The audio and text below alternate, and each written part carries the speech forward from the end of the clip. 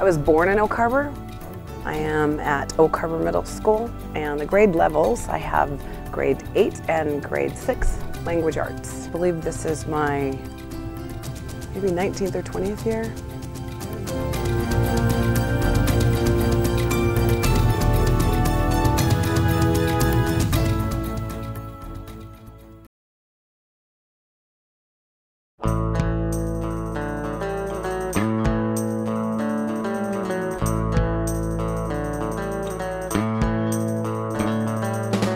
I'll tell you, my first degree is criminology, sociology.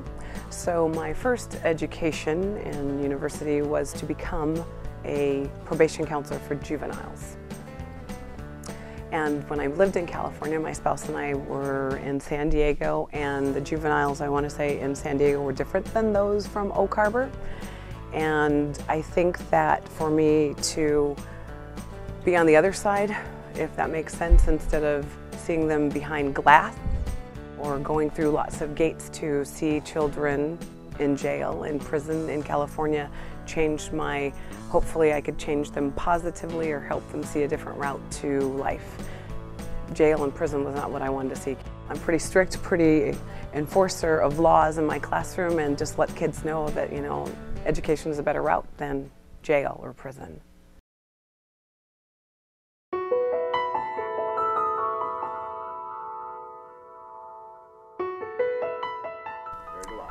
There is one that is most definitely still in my heart, and when I walk on this campus I think of her, and that's Mrs. Funk.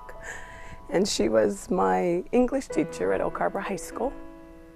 She's passed over, and that's probably why I have more tears, because I miss her. It wasn't necessarily the contents of the class, the curriculum.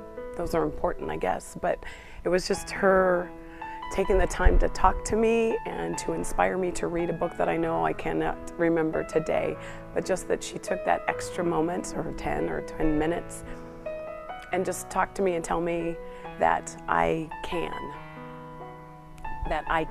read the book, that I can be successful in reading the book if that's what it was, and doing whatever the assignment was. But right now I have no clue what that book is. I just know that she inspired me just with the ability to be able to.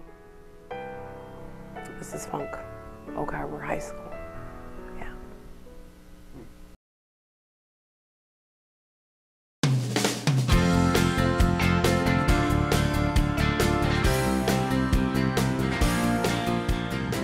I don't know what it is. It's those people in middle school. I love 8th graders. They are wild. I'm a little wild, I think, sometimes. My personality, their personalities go well together. There's just a difference, you know, in the ups and downs, and I can deal with their ups and downs, I think, fairly well, and understand that person that's behind that emotion. I think that many people think that it's tougher. I love it, and I don't usually say that I love it, but it is the place that I feel best, and they are very rangy. They do emotionally go from this range to that range in a matter of a day, in a matter of a period, in a matter of 2 minutes. So I can work with that. They can work with my range too, because I can do the same thing. I think I do sometimes the same thing.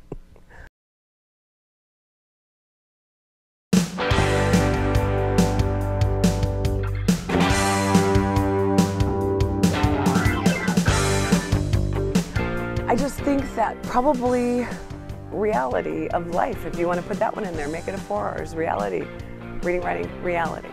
That kids need to know that it's not just about math and the other R's. It is about living in the real world and applying those things that they learned in school to what's going to be in the real world. Not that they're not living the real world, but they sometimes don't think that they are. You know, because everybody wants to be an NBA player or an NFL or be a professional singer or movie star. That if someone was, their contract is sitting in front of them, they best know how to do their math. They best know how to read, and they probably want to make sure that when they write that contract and sign their name, that whoever's on the other side of that contract isn't taking everything away from them. So they can relate to that, most definitely.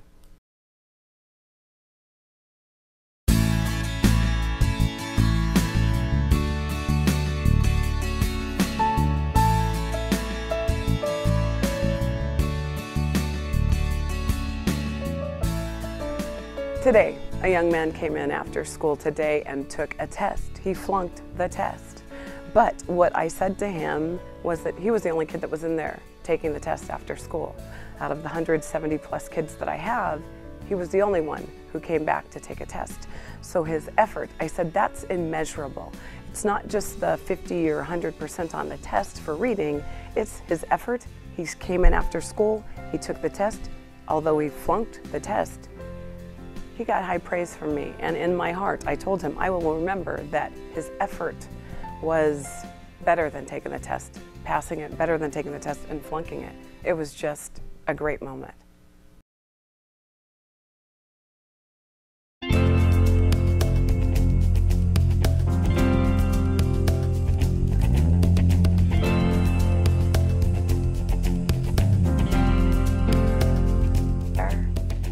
Be there, and it doesn't take a lot of time, it just takes a lot of structure, if you will. I think that, you know, I communicate maybe a little bit too much to parents, but, you know, they email me back when they've got something. I love the email, it's great, the phone is right there. They even come into the classroom to have a visit with me. When a parent sees a kid having issues, trouble, whatever, they'll shoot me an email. This morning might have been a rough morning. Would you just say heads up, Ms. Morgan-Mueller? I love email. I like that, you know, they'll come in at the end of the school day to see me just to say how'd it go. It's just communication, parents being there and listening and being there for their kid and for me too.